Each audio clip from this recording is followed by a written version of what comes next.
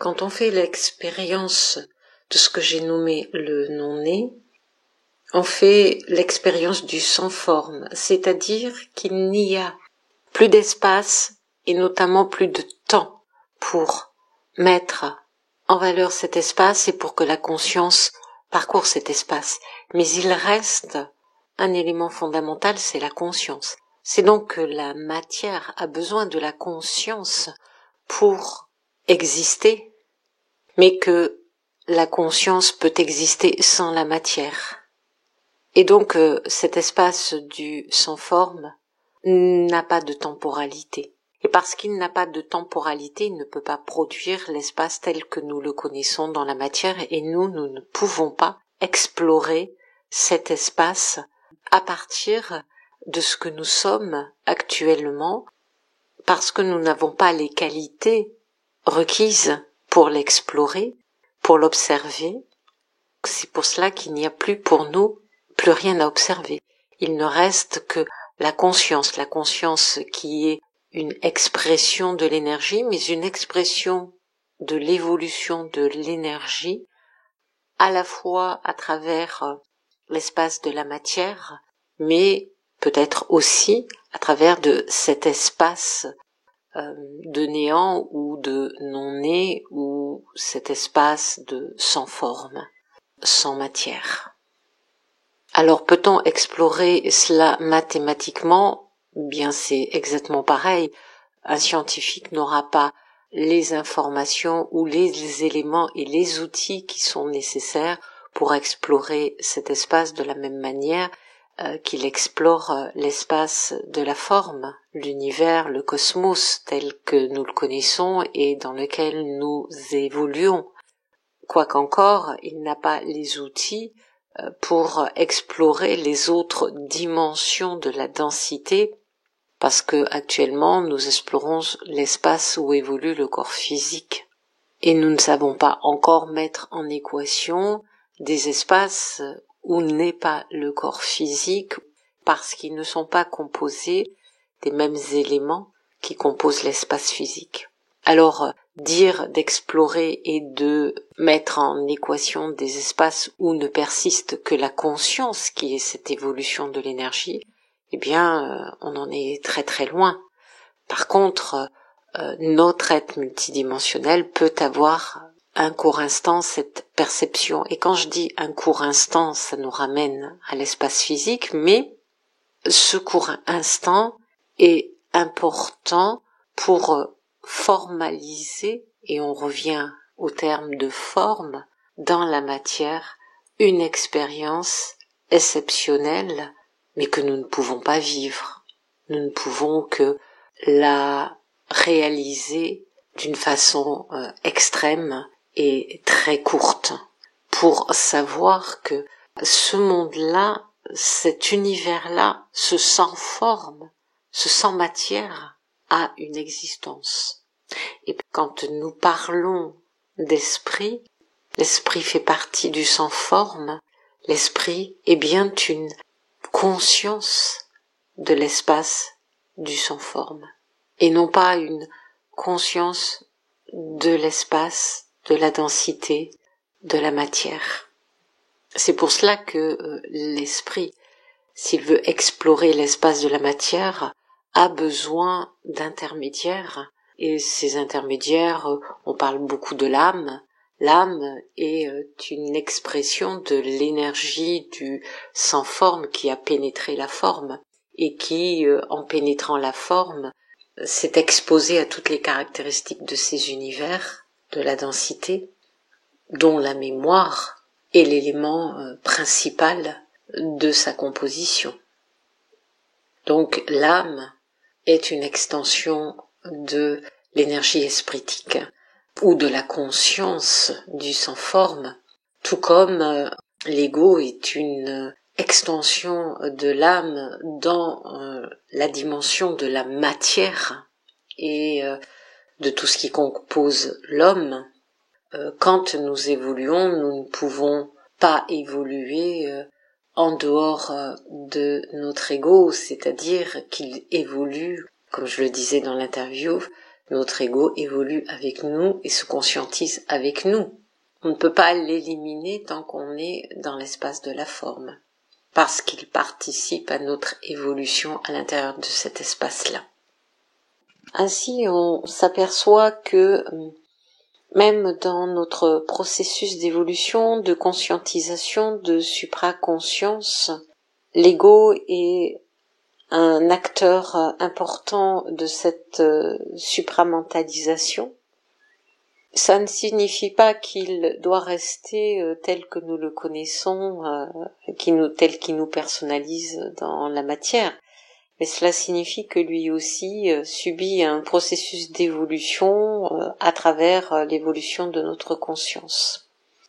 Donc quand on considère que l'ego et l'âme font partie de notre processus d'évolution, même si l'âme est avant tout un creuset mémoriel, et que l'ego nous personnalise et nous densifie, parce que c'est son rôle, nous densifier, et que notre besoin, nous, dans la conscientisation et de s'extraire de cette densification et de cette personnalisation, on ne peut pas le faire si il n'y a pas une évolution de l'âme et une évolution de l'ego.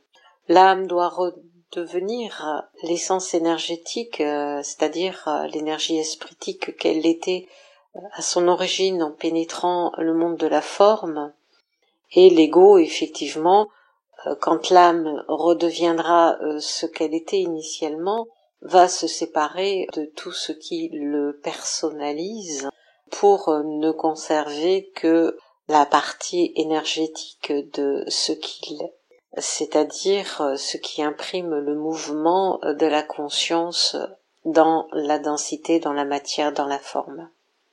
Alors c'est intéressant de percevoir l'ego comme non pas une identité de l'être, mais un mouvement de la conscience. C'est une énergie qui donne le mouvement à la conscience. Et cette énergie qui donne le mouvement à la conscience vient de l'énergie de l'âme, qui aujourd'hui est alourdie par les mémoires de la matière. Donc il faut qu'elle s'allège. Alors bien sûr, beaucoup de personnes disent il faut se séparer de ces mémoires, on se sépare pas de ces mémoires comme ça.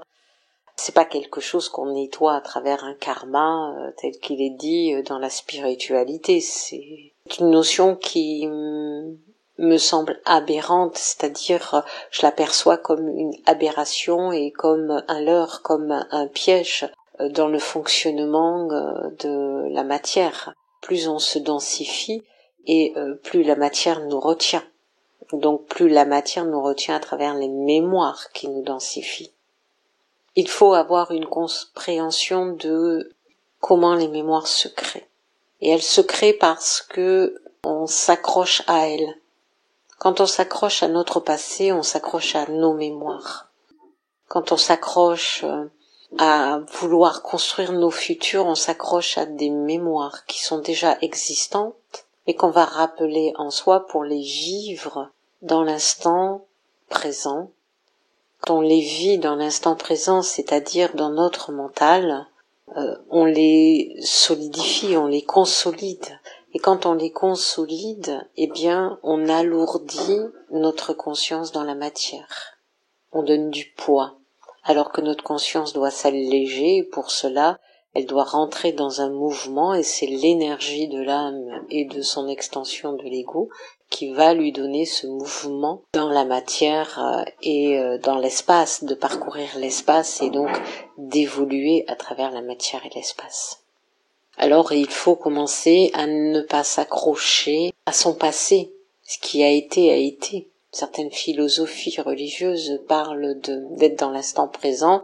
Ça ne veut pas dire qu'il faut s'asseoir et attendre que l'instant passe. L'immobilité, ce n'est pas être dans l'instant présent. Il faut être dans la mobilité, la fluidité de l'instant qui est. Ça veut dire il faut le parcourir de la même façon que l'on parcourt l'espace, que l'on parcourt les mémoires, sans jamais l'accrocher dans sa mémoire. Et ça, c'est important parce que nous sommes constamment accrochés à nos souvenirs. Qu'est-ce que j'ai fait hier? Qu'est-ce que j'ai fait il y a quelques instants? Qu'est-ce que j'ai dit? Pourquoi j'ai dit ça? Tout cela, il faut l'évacuer. Ce qui est dit a été dit, ce qui est fait a été fait, ça n'a plus de conséquences. Ça n'a de conséquences que dans la mémoire que nous essayons de conserver en nous. Ça n'a de conséquences que dans le collectif avec lequel nous parcourons l'espace et avec lequel nous mémorisons l'espace. Nous réincarnons les mémoires pour mémoriser l'espace et pour mesurer et vivre dans un espace commun.